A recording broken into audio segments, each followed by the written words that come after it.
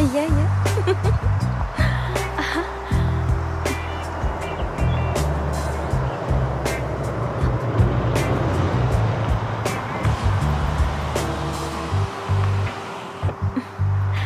Отырыңыз.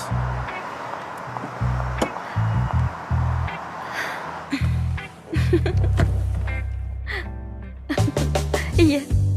Соны айтам. Оу, сұлу қыз.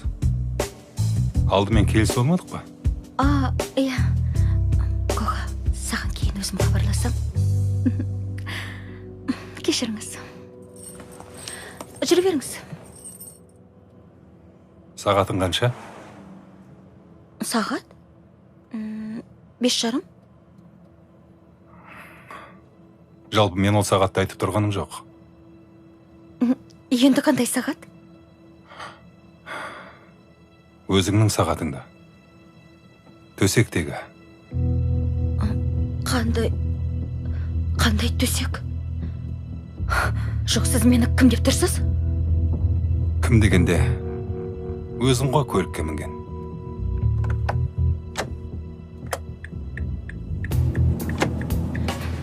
Мен сізді такси екен деп ойлап қалдым. Тоқтатыңыз онда. Жарайды.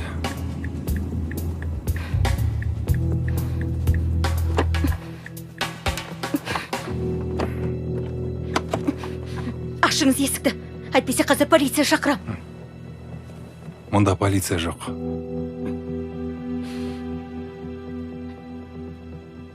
Әне тұр полиция.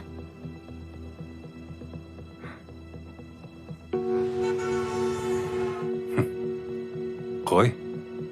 Ол пожарный ғой. Көзіңіз соқыр ма? Қарасаңызшы киімін.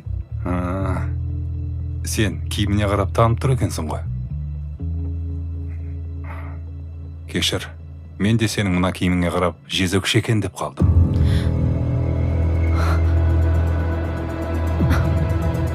Не деп тұрсыз? Ұялмайсыз ба? Сол ұялғанымнан айтып отырмын.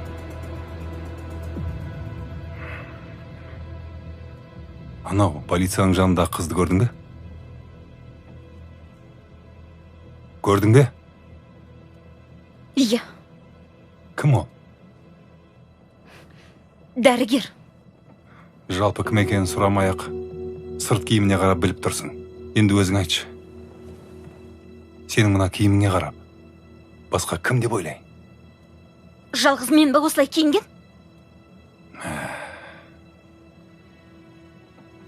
Заманға еліктеймін деп, жаманға еліктеп жүрсің.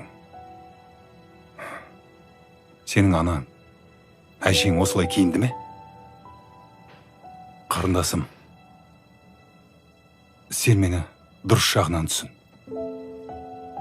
Мен қыздың етегін аңдып жүрген адам емеспін. Бірақ сенің мына киіміңді көріп, әдейі келіп тоқтадым. Әр қазақтың қызы менің қарындасым. Егер қазақтың қызы болсаң, қазақтың қызына сай киінсеңші. Мысал үшін алдағы телефонды не үшін қаптап қойдың? Енді қымбат қой. Сынбасын деп. Сонда сенен қымбат па? Телефоның бұзылса жаңасын аларсың. Ал тағдырың бұзылса қайтесің?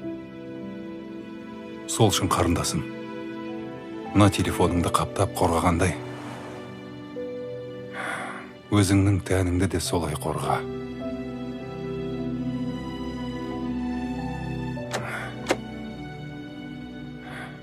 Бара ғой.